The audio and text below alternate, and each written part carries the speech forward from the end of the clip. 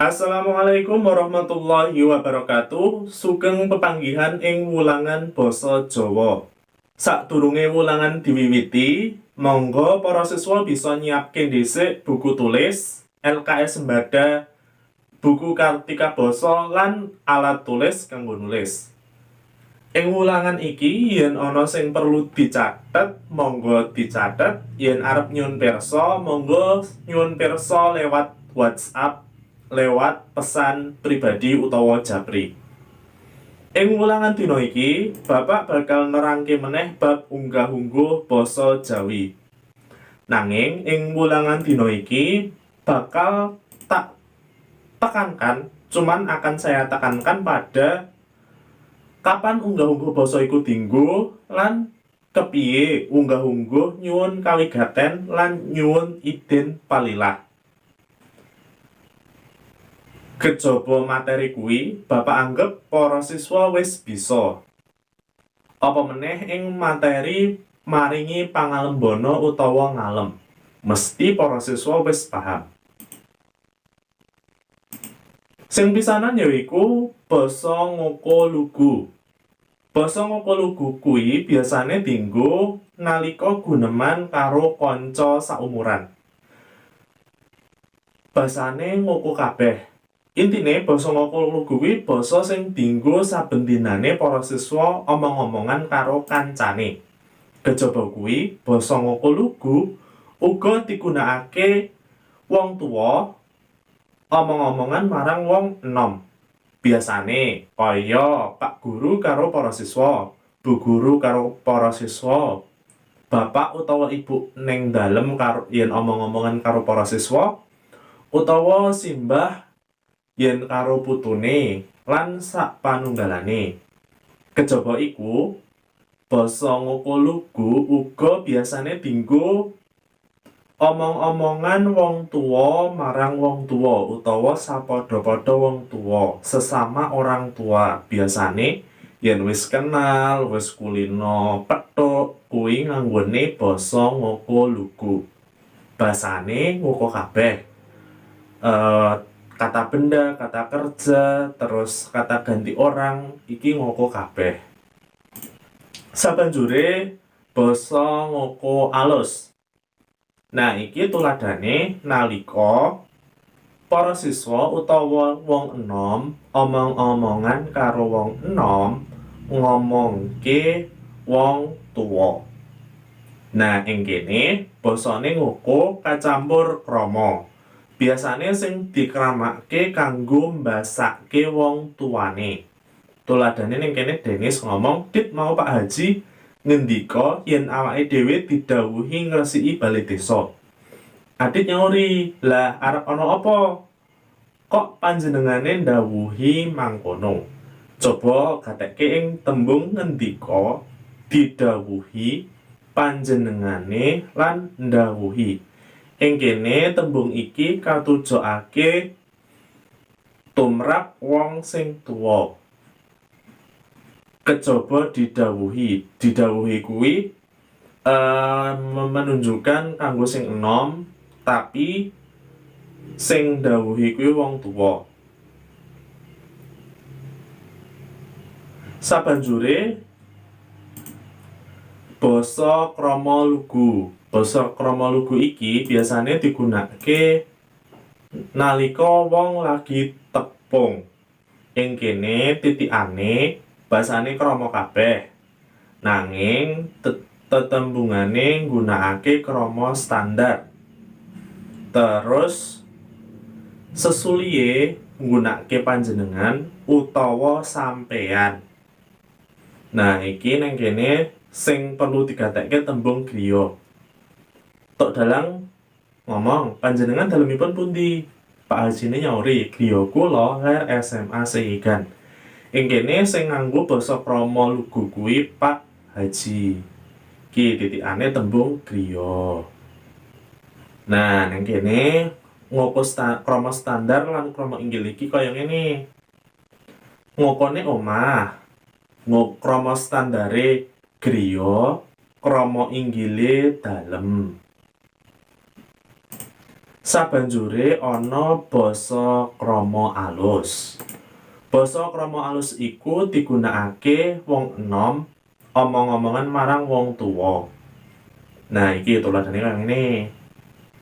Pak, monggo panjenengan katuran dhahar rumiyin. Basane krama kabeh. Terus sesulihe panjenengan sing krama alus, kata ganti orange iki ra oleh nganggo sampean. Oleh mau nganggo panjenengan. Terus kata kerja, kata benda dan sebagainya kuwi nganggo krama inggil. Krama inggil ora oleh nganggo krama standar. Nek nganggo krama standar mengko mlebune basa krama lugu. Kejaba wong enom ngendika marang kejaba wong enom matur marang wong sepuh. Matur lho ya, ora ngendika, Bapak kleru mau. Bisa uga dienggo wong kang cendhek pangkate marang wong kang luwih dhuwur pangkate. Contoh sing paling gampang, Bu Asih karo Bu Kepala Sekolah. Pak Ahmadi ngendikan karo Kepala Sekolah lan sak panunggalane. Sabanjure apa to sing kudu digatekake nalika nyuwun kawigaten lan nyuwun idin palilah. Nek ora ngerti idin palilah ki minta izin. Sing pisanan tembung kula nuwun. Sabanjure nuwun sewu, nyuwun pangapunten lan matur nuwun. Terus kepiye patrape? Sing cetha kudu sopan lan nggunakake basa krama ing situasi tertamtu. Nah, ing kene biasane nggunakake basa krama nek karo wong tuwa utawa ing situasi resmi kayata ing sekolah. Nalika sinau pembelajaran ngono kae para siswa ngeki pengumuman misale. Nah, kuwi nggunakake basa krama. Tuladhane mangkene.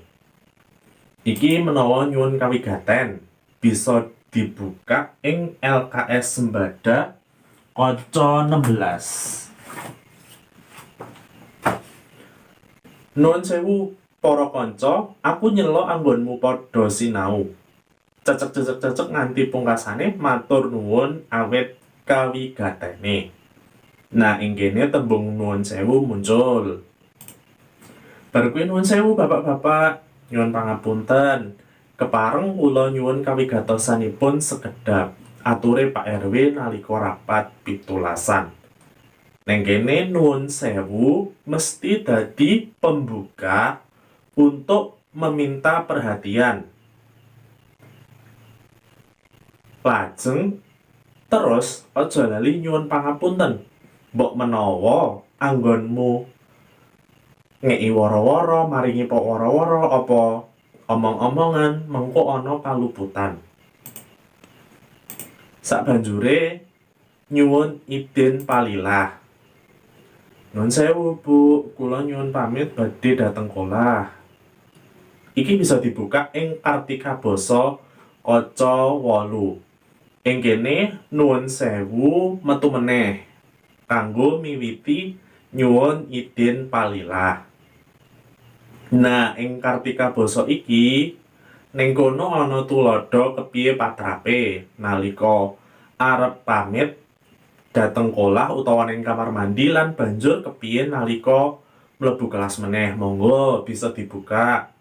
Nah, kejaba iku coba tembung-tembung iki mau tembung-tembung kula nuwun, nuwun sewu, nyuwun pangapunten, matur nuwun. Iku coba gatekke ning kehidupan sehari-harimu. Kapan tembung-tembung iki metu? Mesti gayut utawa magepokan utawa terkait karo kegiatan nyuwun kawigaten, minta perhatian utawa meminta izin. Ana meneh sak tembung sing mesti metu sing gayut utawa terkait dengan nyuwun kawigaten lan minta izin, ya kuwi kepareng matur. Biasane susunane nuwun sewu, nyuwun pangapunten Pak, Bu, kepareng matur, apa sing arep tak aturke lan pungkasane matur nuwun.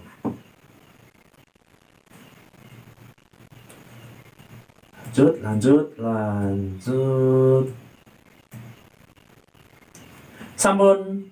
Nah, bariki monggo para siswa nggarap soal sing Bapak paringi, sing hati-hati yen bingung isih perlu diterangke bab unggah-ungguh basa, monggo bisa WA, bisa japri Bu Asih utawa bisa japri Bapak.